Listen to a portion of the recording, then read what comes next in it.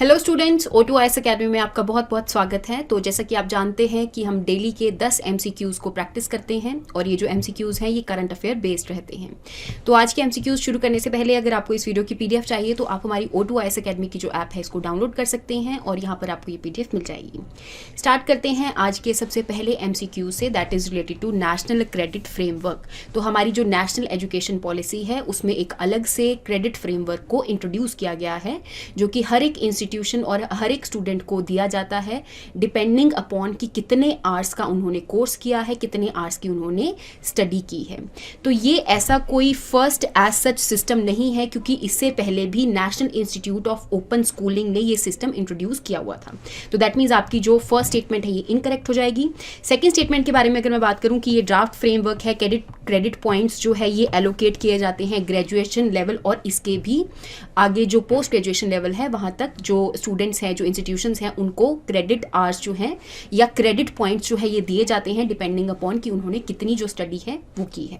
तो that means यहाँ पे आपकी जो सेकंड स्टेटमेंट है ये करेक्ट हो जाएगी, आपका आंसर बनेगा 2 ओनली। नेक्स्ट क्वेश्चन के बारे में बात कर लेते हैं, that is related to ChatGPT. तो आपने इसमें से रिकॉग्नाइज करना है कि चैट जीपीटी है क्या। तो अगर मैं बात करूं चैट जीपीटी के बारे में तो जैसा कि आप चैट बॉक्सेस जो हैं हर एक वेबसाइट के ऊपर देखते रहते हैं, साइट में जो कस्टमर्स हैं उनको बात करने के लिए, ये जो चैट जीपीटी है ये एक चैट बॉक्स के अलावा एक लैंग्वेज मॉडल भी है। दैट मीन्स यहाँ पे जो भी कोई पर्सन इस चैट बॉक्स को यूज़ कर रहा है तो आपकी लैंग्वेज या फिर जो भी चीज़ें आपने बोली हैं उसको यूज़ करके या फिर उसको सुन के ये अलग अलग जो चीज़ें हैं उसको शो करता है। तो that means it is artificial intelligence based tool. तो आपका आंसर रहेगा ए।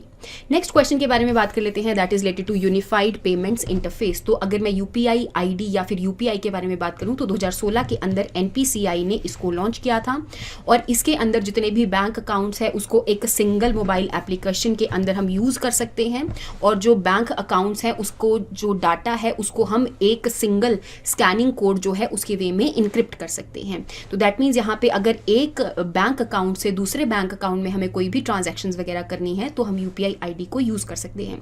सेकेंड स्टेटमेंट के बारे में अगर मैं बात करूं तो ये मार्केट ओरिएंटेड जो इंटरफेस है ये नहीं है, that is regulated by RBI. तो यहाँ पे आपका जो सेकेंड स्टेटमेंट है ये इनकरेक्ट हो जाएगी और आपका आंसर बनेगा 1 और 3 ओनली। नेक्स्ट क्वेश्चन के बारे में बात कर लेते हैं, that is related to calling name presentation. तो हमारी जो ट्राई है that is the telecom regulatory authority of India, इन्होंने एक नए सिस्टम को लॉन्च किया है that is calling name presentation. तो जिस टाइम पे भी किसी पर्सन का कॉल आता है उस टाइम पे उसकी जितनी भी डिटेल्स हैं, उसका नाम है, उसकी इंफॉर्मेशन है, वो सारी की सारी इस कॉलिंग नेम प्रेजेंटेशन के ऊपर शो कर दी जाएंगी ताकि यहाँ पे जो भी कॉलिंग कर रहे हैं तो यहाँ पे स्पैम्स वगैरह को अवॉइड किया जा सके। तो दैट मीन्स अगर यहाँ पे आप दोनों की दोनों स्टेटमेंट देखेंगे कि it is a feature that would provide an individual with information about the calling party, तो ये स्टेटमेंट बिल्कुल सही हो जाएगा। सेकंड स्टेटमेंट के बारे में अगर मैं बात करूं कि technology present the number of calling entity on the potential receivers handset. तो जिसको ये कॉल आ रहा है उसके ऊपर, उस हैंडसेट के ऊपर जो इन्फॉर्मेशन है वो प्रोवाइड कर दी जाती है। तो आपने ध्यान रखना है कि ट्राई ने इस सिस्टम को लॉन्च किया है। तो यहाँ पे आपसे पूछी गई है इनकरेक्ट स्टेटमेंट, तो दोनों स्टेटमेंट करेक्ट हो जाएंगी, तो आपका आंसर बनेगा नीदर 1 नॉर 2। नेक्स्ट क्वेश्चन के बारे में बात कर लेते हैं, that is related to Belagavi dispute. तो बेलागावी डिस्प्यूट जो है उसके ऊपर रिसेंटली सुप्रीम कोर्ट जो है हियरिंग करने की बात कर रहे थे।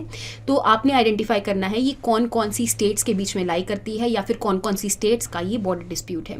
तो आपको देखने को मिलेगा कि महाराष्ट्र और कर्नाटका के बीच में एक रीजन है दैट इज बेलागावी रीजन। तो उसके अंदर जो एडमिनिस्ट्रेशन है वो भी प्रॉपर नहीं है क्योंकि यहाँ पे देखा मतलब यहाँ पे ये रहता है कि यहाँ पे कर्नाटका इसको एडमिनिस्टर करेगा, महाराष्ट्र करेगा, तो बीच में रह जाती है। तो it is border dispute between Maharashtra and Karnataka. तो आंसर सही रहेगा इसका ए ऑप्शन। नेक्स्ट क्वेश्चन के बारे में बात कर लेते हैं, that is related to gamma ray burst. तो गामा रे बर्स्ट के बारे में बात करूं अगर मैं तो ये ऐसे बर्स्ट हैं जो कि एस्ट्रोनॉमिकल कॉस्मिक बर्स्ट है जो कि हाई एनर्जी जो गामा रेज हैं इसको प्रोड्यूस करते हैं। जैसा कि अगर मैं स्पेस के अंदर बात करूं तो यहाँ पे हमारी सन से कुछ एनर्जी जो है वो रिलीज होती है सोलर फ्लेयर्स की फॉर्म में। इन द सेम वे कुछ ऐसे रीजन्स होते हैं स्पेस में जहाँ पे जो गामा रे की बर्स्ट्स हैं वो हो जाती हैं और यहाँ पे हाई एनर्जी गामा रेज जो है वो प्रोड्यूस होती हैं।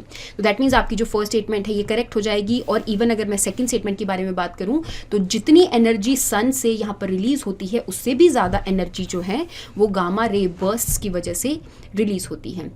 अदरवाइज भी अगर मैं इलेक्ट्रोमैग्नेटिक स्पेक्ट्रम के ऊपर देखूं तो जो गामा रेज हैं उसकी सबसे ज़्यादा पेनिट्रेशन एनर्जी या फिर मैं बोलूँ कि सबसे ज़्यादा फ्रीक्वेंसी रहती है और शॉर्ट वेवलेंथ रहती है, और जब भी ये एनर्जी जो है, जब भी ये रेज जो है वो पेनिट्रेट करते हैं तो बहुत ज़्यादा एनर्जी जो है उसको रिलीज करते हैं। तो यहाँ पे आपका आंसर बनेगा बोथ 1 और 2। नेक्स्ट क्वेश्चन के बारे में बात कर लेते हैं, that is related to international labour organisation. तो इंटरनेशनल लेबर ऑर्गेनाइजेशन के बारे में बात करूँ तो 1919 पे जिस टाइम पे वर्ल्ड वॉर 1 एंड हुआ था तो उस टाइम पे ट्रीटी ऑफ वर्सेल्स के द्वारा एक ऑर्गेनाइजेशन को बनाया गया था, that is international labour organisation. लेकिन अगर उसके बाद देखूं कि इसकी पेरेंट ऑर्गेनाइजेशन कौन सी है, तो वर्ल्ड वॉर 2 के बाद जब यूनाइटेड नेशंस बना उसकी अलग अलग काउंसिल्स बनी। In the same way economic and social council बनी, तो इकोनॉमिक और सोशल काउंसिल जो है यूनाइटेड नेशन की, ये इंटरनेशनल लेबर ऑर्गेनाइजेशन की एक पेरेंट ऑर्गेनाइजेशन है। इसके अलावा अगर मैं बात करूं तो इंटरनेशनल लेबर ऑर्गेनाइजेशन ही अकेली एक ऐसी ऑर्गेनाइजेशन है जो कि ट्राईपार्टाइट इन नेचर है। ट्राईपार्टाइट का मतलब यहाँ पर ये है कि ये गवर्नमेंट्स को, एम्प्लॉयर्स को और वर्कर्स को एक प्लेटफॉर्म पर लाकर खड़ा कर देती है ताकि उनके रिगार्डिंग जितने भी रूल्स एंड रेगुलेशंस हैं उनको बनाया जा सके। और इवन इसके अंदर आपको 187 मेंबर स्टेट्स जो हैं इन्होंने इंटरनेशनल लेबर ऑर्गेनाइजेशन की ट्रीटी को रेटिफाई किया है, तो इतने मेंबर स्टेट्स आपको देखने को मिलेंगे। तो यहाँ पे कोई भी जो स्टेटमेंट है वो इनकरेक्ट नहीं है, आपका आंसर बनेगा नीदर 1 नॉट 2। नेक्स्ट क्वेश्चन के बारे में बात कर लेते हैं, that is related to wildlife protection amendment act 2022। तो अगर मैं इस अमेंडमेंट एक्ट के बारे में बात करूं तो पार्लियामेंट के अंदर इस बिल को इंट्रोड्यूस किया गया था और ये जो बिल है इसको पास कर दिया गया है। तो इसी के रिगार्डिंग ये जो क्वेश्चन है आपसे पूछा गया है। तो इसमें बात करी गई है कि ये जो अमेंडमेंट एक्ट है ये एक 1972 के एक्ट को अमेंड करता है। तो ये स्टेटमेंट आपकी बिल्कुल सही हो जाएगी, क्योंकि हमारा जो वाइल्ड लाइफ प्रोटेक्शन एक्ट है 1972 का, उसी के अंदर कुछ अमेंडमेंट्स जो हैं वो इस अमेंडमेंट बिल के अंदर इंट्रोड्यूस करी गई है। दूसरी अगर मैं बात करूं कि वाइल्ड लाइफ प्रोटेक्शन एक्ट के अंदर आपको 6 शेड्यूल्स जो है ये देखने को मिलेंगे, जिसमें पहले 2 शेड्यूल्स हैं वो बात करते हैं कि कितनी पनिशमेंट दी जाएगी अगर कोई भी एनिमल या फिर कोई भी स्पीशीज का अगर ट्रेड किया जाएगा। सेकंड और थर्ड और जो 4th शेड्यूल है उसके अंदर भी पनिशमेंट दी जाएगी, लेकिन ये पनिशमेंट जो है ये कम है as compared to schedule 1 and 2। 5th schedule के बारे में अगर मैं बात करूं तो इसके अंदर ऐसी एनिमल की स्पीशीज को इंक्लूड किया गया है जो कि इसके लिए ऑर्डर्स जो हैं वो दे दिए जाते हैं ताकि हम इन एनिमल्स को कल कर सके, क्योंकि इनकी पॉपुलेशन बहुत ज़्यादा इंक्रीज हो रही है। इन द सेम वे अगर मैं वाइल्ड लाइफ प्रोटेक्शन एक्ट के 6th शेड्यूल के बारे में बात करूं तो इसके अंदर ऐसी प्लांट स्पीशीज है जिनको कल्टीवेट नहीं किया जाना चाहिए।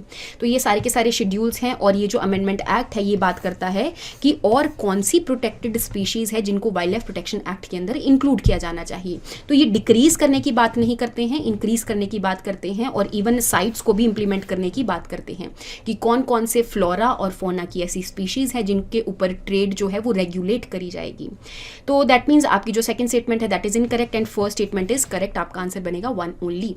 नेक्स्ट क्वेश्चन के बारे में बात कर लेते हैं, that is related to drones. अगर मैं ड्रोन्स के बारे में बात करूं तो ये अनमैन्ड एरियल व्हीकल्स होते हैं जिनको रिमोटली कंट्रोल किया जाता है। तो दैट मीन्स आपकी जो फर्स्ट स्टेटमेंट है ये करेक्ट हो जाएगी। सेकेंड स्टेटमेंट के बारे में अगर मैं बात करूं तो हमारी कंट्री के अंदर भी आपको अलग अलग कैटेगरी ऑफ ड्रोन्स जो है ये देखने को मिलेंगे, जैसे कि नैनो ड्रोन्स हो गया, मिनी ड्रोन्स हो गया, मैक्रो ड्रोन्स हो गया। तो ये जो ड्रोन्स की कैटेगरी है इनके रेंज के ऊपर बेस्ड नहीं है, ये इनके वेट के ऊपर बेस्ड हैं। तो दैट मीन्स यहाँ पे आपकी जो सेकेंड स्टेटमेंट है ये इनकरेक्ट हो जाएगी और आपका आंसर बनेगा 1 ओनली। लास्ट क्वेश्चन के बारे में यहाँ पे बात कर लेते हैं, दैट इज रिलेटेड टू ई संजीवनी। तो हमारी जो सेंट्रल गवर्नमेंट है, सेंट्रल गवर्नमेंट के अंदर हमारी जो ministry of health and family welfare है उन्होंने एक प्लेटफॉर्म को लॉन्च किया है जिसके ऊपर टेली मेडिसिन के लिए यहाँ पे कंसल्टेशंस जो हैं वो हम ले सकते हैं। तो दैट मीन्स आपकी जो फर्स्ट स्टेटमेंट है that is e health initiative है, ministry of health and family welfare ने लॉन्च किया है, जो कि ऑल्टरनेटिव या फिर कंसल्टेशन देने के लिए यहाँ पे एक डिजिटल प्लेटफॉर्म को प्रोवाइड करेगा। तो ये स्टेटमेंट आपकी बिल्कुल सही हो जाएगी। सेकेंड स्टेटमेंट के बारे में अगर मैं बात करूं कि अभी तक का ये जो प्लेटफॉर्म है सबसे लार्जेस्ट या फिर सबसे अलग प्लेटफॉर्म है जो कि गवर्नमेंट के टूवर्ड्स ये सर्विसेज जो हैं, गवर्नमेंट की तरफ से ये जो सर्विसेज हैं टेली मेडिसिन के रिगार्डिंग ये प्रोवाइड करी गई हैं। तो ये वाली स्टेटमेंट भी आपकी बिल्कुल सही हो जाएगी और आपका आंसर बनेगा बोथ 1 एंड 2। तो आई होप आपको यहाँ तक जो MCQs है उसके बारे में समझ में आया होगा। नेक्स्ट क्लास में हम नेक्स्ट MCQs के साथ मिलेंगे। Thank you so much and have a nice day.